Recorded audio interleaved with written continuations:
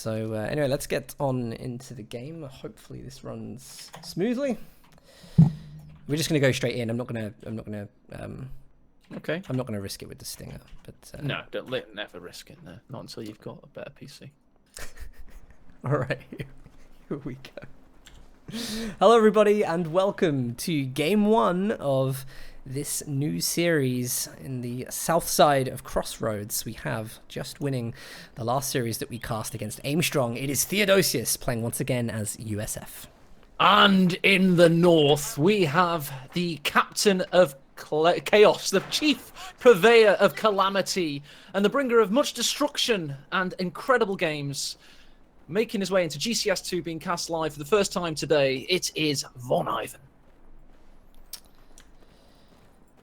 Yep, Von, and he's straight in with mobile defense. I think you probably have something to say about this because Von's been playing it over and over and over again. He now has a macro. That means he doesn't have to click the UI anymore to get it working. It just That's straight in there. Doesn't have to worry. It's mobile defense Von every game, all the time. MobileDefense.com. VonIvan just loves mobile defense 24/7. Trying to do a Rick and Morty kind of joke here. It's not really working, but It's quite funny because it's like I have macros on my keyboard I can use, but I always find, if you're switching factions, you want to play all the factions, they don't always work and things like that. But no, Von is actually so balls deep in his commander that he's actually got macros for him. And I guess it makes him play it very well. But it's just interesting. I find that when players do this, they become so familiar and easier to counter because you can pretty much guarantee that's what that person's going to go for. You'll know roughly where to put mines, or you'll know what to expect. Hopefully Von throws some curveballs. We haven't seen any of his other games yet, so... Yeah, I mean, it could be a trap, but I think Von is on paper the favourite to win this first game. He is a great Wehrmacht player. It's interestingly, they've gotten Crossroads out of the way first, which now would make Faymanville approach the deciding ace game map if they were to get to that point.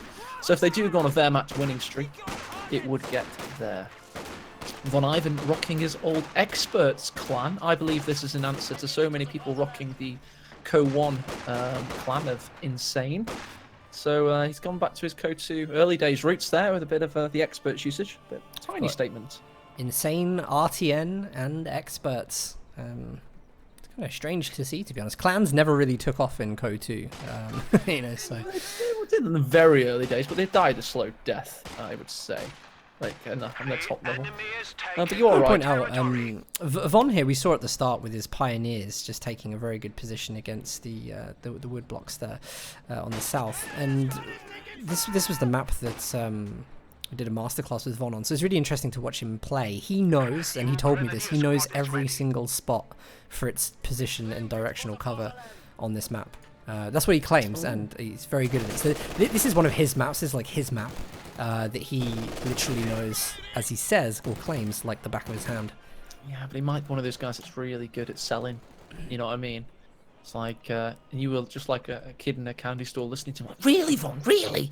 Well, yeah, I know every single tree. Honestly? Like, yeah, I've studied the trees. That could have been the dynamic. I don't know. This one's a birch. That's not a birch. It's a maple. Ah, but this is a specific type of birch that you wouldn't know about. Wow. He's got a trustworthy face, actually, Von has, and it's not like he's lied to everybody about what his voice sounds like for the last 5 years. So, definitely a trustworthy fellow. But anyway, back in with the game. I'm kind of looking out for early mine placements for VonIvan. Actually, I don't know how far he wants to spend his early munitions on that Azostic. Some people do like to go for the infantry upgrades first. I always think a good telemine is maybe like your first 50 munitions is a very, very good investment. Especially against Theo, who's pretty much gone M20 every single game he's played as allies. Yeah, I completely agree, and VonIvan is a good study of that kind of thing. For everybody used to assume that VonIvan wasn't that much of a strategic mind in that sense, but he certainly is, and he's certainly got very advanced thoughts about the game. So I wouldn't be surprised if that's the kind of thing he'd do. M20's now out, having a little dip down south, of course. The great counter to the MG42 is the M20, and there we go, straight off the bat.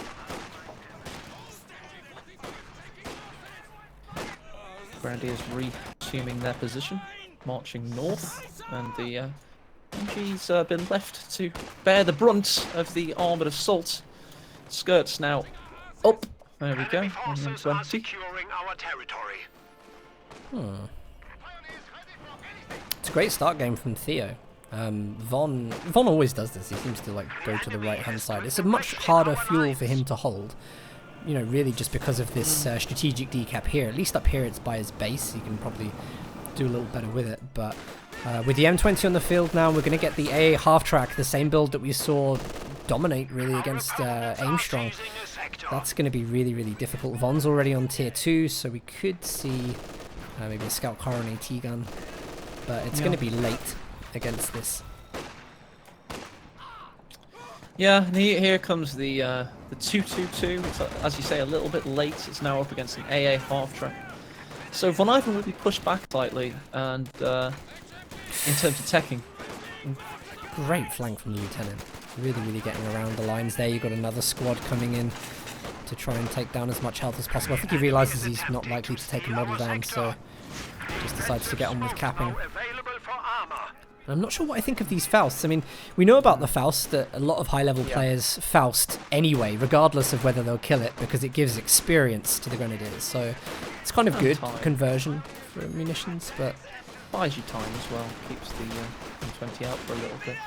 I mean, sometimes like this though, when the you know, the rear echelons walk past it, but they don't really need to be there because obviously the internal crew can repair it. But here's a small window, an avenue of opportunity. Literally about 5 seconds once the 2-2 is on hard counted. And here comes the hard counted. But this Mobidef build, Dan, is all about building up mass and getting to critical mass of armour. And we all know what VonIvan likes to do when he gets to about 3 or 4 armoured vehicles. He likes to camp it out, try and lead his opponent out on victory points. He does. No, I just made that up. He goes for the one push. I can't believe you agreed with me. You're very agreeable, Dan. I was doing a joke. 2-2s under heavy fire here. No, of course, VonIvan does the exact opposite. He throws them all in some incredible, insane flanking manoeuvre. Late game for sure. I mean, we've cast plenty of stuff with abilities off the back where he goes in. You know, he's a real blitzkrieg player. But I was just going to point out actually that Von's a resource-based player. You know, he loves to go for like loads of fuel and resource quickly to get. And this is, you know, his own words. He loves to have the vehicle advantage. It's what he races for. And at the moment, he doesn't have that. He doesn't have VPs or resources. It's a bad situation for him. I'd say Theo's got him on the ropes at the start of the game. He's got to make a big push to turn it. He's so good at comebacks, so it rarely affects him in any major way, really, VonIvan. Unless he's out, and well and truly out, you can't count him out, basically. I think it's because he knows what he wants, though. Do you know what I mean? It's not. He doesn't get pulled around the map like some players do. He knows what he wants and where he wants to go, and he commits to it and takes it. And I think that's a strong quality for Von. Completely agreed. Having a bit of PC trouble. Oh, you are? Yeah, you carry on casting for a second. Yeah, sure, no worries at all. Well, we see Von, he's neglecting to cap VPs. He's going to take some key buildings, which are going to stall engagements for a while, whilst he can get back on the field. He's also decapping Theodosius's fuel, which was decapped already by the strategic point here. So Von trying to mitigate the resource situation. He's been on the kind of worst side of that for the start of this game, but he has got a decent sized map control now. What he's got to fear though is the AA half-track, which is a real threat to that scout car. Great use of the incendiary from the MG, keeping those light vehicles at bay should they decide to try and push in. And given there's no AT gun on the field, that's going to be a key unit. Got 3 scout cars on the field, and a rush from these.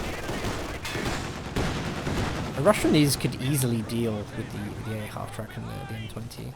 Whether or not he knows about mines, whether he suspects there's any there from the M20, not 100% sure. Hasn't got minesweepers on the upgrade yet, but he's running them in that direction. A 4th scout car in the build.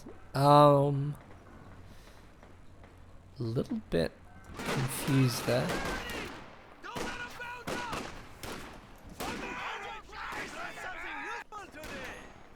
4 scout cars? It's getting interesting. I think we can see what Von's doing. Theodosis is teched up to bars. I think he's focusing, thinking it's probably going to be more infantry based. If he really knew what was coming, he'd probably be teching up for some bazookas right now. But here they go. 3 scout cars are going to make that first push. It's a big dive in. Just let's get a last couple of shots off. It does go down. Now these scout cars have to manage getting out. Bazookas there on the rear echelon squad. Yep, you can just see there through the smoke. They have to try and make this work. They have to try and get that scout car down. It's low health, but with the grenadiers defending it, Theodosis has to be careful he doesn't push too far up because he will lose squads. And looks like he's going to lose the echelons. There we go. Echelons did go down. Von could close this really, really fast. And this is one of the benefits. I think actually me and AE before he left were talking about the benefits of finishing your games early. You're actually able to go and watch your opponents play. And so if Von's been paying attention, he'll pretty much been able to predict Theodosis's build as USF, and he's come up with a great counter to it. Just so you know, I don't know what happened. It's like doing a slideshow, like literally 1 frame per second, 1 frame per minute rather. So I've reloaded it. I've restarted my PC basically. Be with you in a moment. Okay, no problem.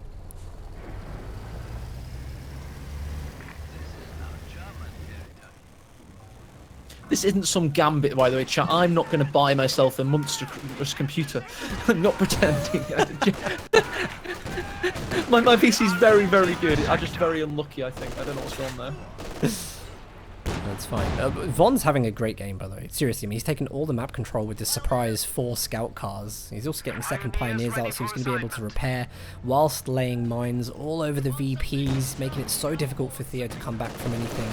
Theo's had to go for another AA half track, and I personally think this is going to be a waste of resources. Don't really know where he's going to go with it. Could have been worth even, you know, going for airborne and maybe getting an AT gun. Especially now with the Puma on the field, AA half track's going to have a very short-lived life. Scout cars going to be able to deal with the infantry. Already dropped down to 350 VPs within the first 15 minutes. And Theo, who's just taken down Aimstrong in a great series. It was a very, very good series. Theo was an immaculate professional in how he did that.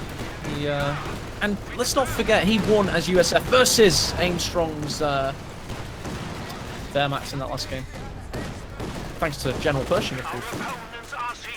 It just goes to show you, though, this is, I think, what we're talking about surprise strategies. Like, I don't think he would have expected Von to play 4 scout cars at all. And when you come up against this kind of thing, you have to think on the spot. And it's brilliant. Von is an absolute master at this. Very soon. Could you tell me what time you're at, please? I am at 13:30 at the moment. Okay, I've got a minute to wait. We'll skip up to like 2 minutes, and I'll tell you when we go up if you want. Well, why don't you just fuck it? Well, no, you carry on casting. Just give me a shout when you're 14:30. 14:30. Plans to miss anything. I don't know if it's just me, by the way. I felt like the volume dropped when you. I've been talking very quietly since I came back. No, I meant everything, even my game. So really? I think it's all right as long as it sounds right on stream. Just check for me. Okay. Fair enough. Anyway, Theo is not backing down from the challenge here. Actually, I really like how Theo's attempting to manage this. He's got Zooks on the rifleman. He's got his vehicle crew out of the M20 and a half track ready to go back into the engagements. He's going to need to put everything into one place, but he's of course got the Vet2 machine gun locking down territory, so he's going to need to spread out. He's taking quite a wide path to try and avoid the arc of suppression. Time, please. And 14:33, 4, 5, 6, 7. Got it? If you'll in a moment, I accidentally skipped 14:45. I thought it was on times 8 speed. Oh, 44, 45. 46. I'm with you. Right, okay, so yeah. Cool. This incredible strategy from VonIvan. I can't believe he's doing this. What an amazing player. 3 2-2-2s. The 600 Sex Unsexig. This is incredible. Truly worthy of a Coco Jambo award. Who would have thought the Wehrmacht would build scout cars, Dan? Yes, you got I mean, I think they would have built one, you know, but 4 initially is just crazy, absolutely crazy. 600 manpower, 90 fuel to basically cause a line of destruction. An unbeatable. I think what Theo is probably going to have to question is how could he spot that? Because these 222s seem to come out of nowhere. I mean, it wasn't really like there wasn't infantry presence from Von on the field. It wasn't kind of like, oh, I'm only seeing a couple of grenadiers, what could be happening? There wasn't an obvious sign that this was going to happen, and it was done very, very well. So he's going to need to question the next game. He's going to have to keep a lot more track on what's on the field and what could be on the field at the time. Panzer IV command tanks now out as well, Dan. I mean, he's just constantly piling in the pressure. You think you can start getting back into things? Nope. Look at this cohort of chaos. Somehow that rifleman is going to get targeted. Oh, he's fudged.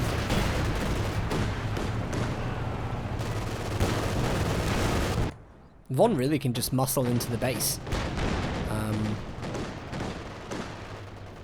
I mean, with the Command Panzer IV there as well,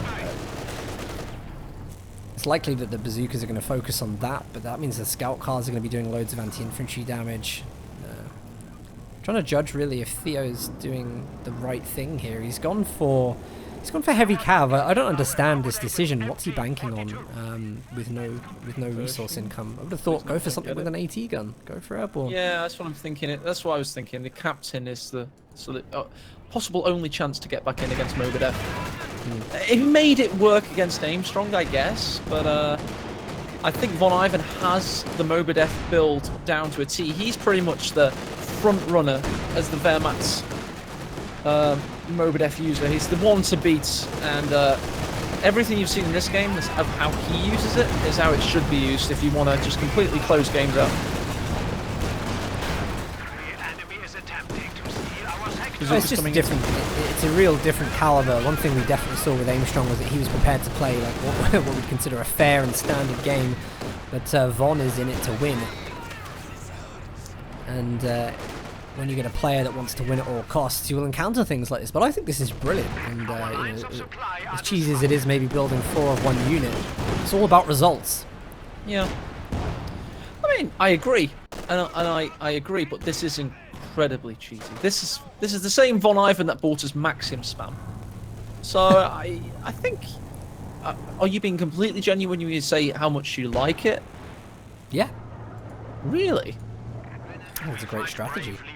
Oh, it's a great strategy and intellectually, but as a caster and a viewer, are you entertained by the 6 now, who's built the 251, about this Mobadev meta, how it steamrolls people, and you just end up with this huge line of vehicles that's just like...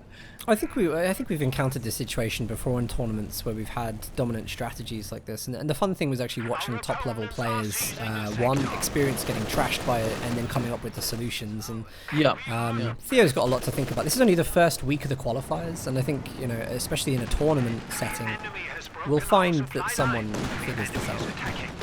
Well, as I may have mentioned, I know for a fact that DevM can counter it. Not all the time, not every time, but he can counter it with his Soviet build.